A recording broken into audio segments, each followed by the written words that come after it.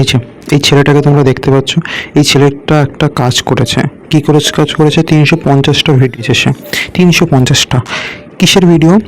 180টা মেয়ের সাথে সে রিলেশনে গেছে, সে রিলেশনে গিয়ে যা যা কেলোর কীর্তিগুলো করেছে সব কিছুর ভিডিও বানিয়েছে। ভিডিও বানিয়ে এর কাছে রেখে দিত এবং তাদেরকে ব্ল্যাকমেল করতো যে এর কথা মতন চলতে হবে এবং যাতে পাবলিক কেউ যাতে জানতে না পারে।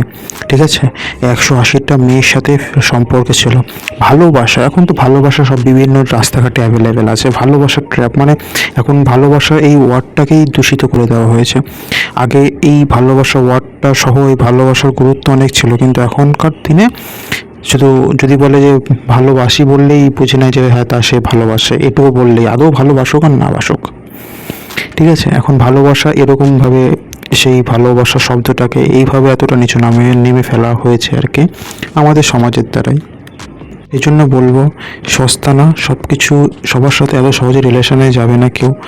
আর কি আর বলবো, তারপরে 19 বছরের এই ছেলে কাদের সাথে রিলেশন করতো? যারা অবশ্যই 18 বছরের ছোট নিচে মাইনর, তাদের সাথে রিলেশন করতো। আর এখন তো অল্প বয়সেই তো সবাই পেকে যায়। আর এই অল্প বয়সে পাকাটা হলো গিয়ে কাজের পাকা না, এগুলো অকাজের পাকা। এগুলোর ফলে ক্ষতি হয়। এমন না যে এরা অনেক উন্নত হয়ে যাচ্ছে, টেকনোলজির দিক থেকে অনেক জানতে পারছে না, এরা ওরকম পাকা। মানে কেউ যদি পাকা হতো যে সায়েন্সের দিক থেকে, পড়াশোনার দিক থেকে ওই বছর বয়সে গিয়ে পাকা হচ্ছে, তাহলে একটা আলাদা ব্যাপার ছিল, তখন আলাদা ব্যাপার। এখন পাকা মানে অন্যরকম পাকা, এই আর কি বিষয়। তাই বলবো যে সবাই একটু সচেতন থাকবে, সবাই একটু চোখ কান খোলা রাখবে, আর এই সমস্ত দিকে যতটা অ্যাভয়েড করবে। বিশেষ করে যে সমস্ত যদি মেয়েরা দেখে থাকো তাহলে অবশ্যই বলবে, তাদেরকে জানাবে, তোমার ফ্রেন্ডদেরকে জানাবে।